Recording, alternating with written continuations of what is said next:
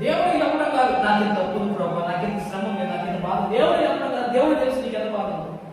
నీ శ్రమ తెలియదు నీ దేవుడు ఎంత గొప్పవాడు. నీ భక్తితో తెలియదు నీ దేవుడు ఎంత గొప్పవాడు. నీకు అప్పించిన వాడు తెలియదు నీ దేవుడు ఎంత గొప్పవాడు. నువ్వు మొర పెడుతున్నాయి, నీ మొర దేవుడు ఆలస్యంగా ఆయన వినట్లేదు కాదు, ఆయన అలక్ష్యం చేయడు అని మాట రాయబడుతుంది. విరిగి కలిగిన హృదయాన్ని ఆయన అలక్ష్యం చేసే దేవుడు చేతులు అలక్ష్యం అంటే ఏంది? ఆయన నిర్లక్ష్యం చేయడు. ఆయన ఊరికి వెళ్ళకుండా పోడు. ఏమి చేస్తానే ఇలా చేస్తానే ఉంటాడు కదా ప్రార్థన అనుకోడు. ఆయన తప్పకుండా ప్రార్థన చేయండి. హల్లెలూయా. ఆపత్కాలంలో మొదలు పెట్టినప్పుడు ఆయన తగిన సమయంలో ఉత్తరం ఇచ్చే దేవుడే ఉన్నాడు.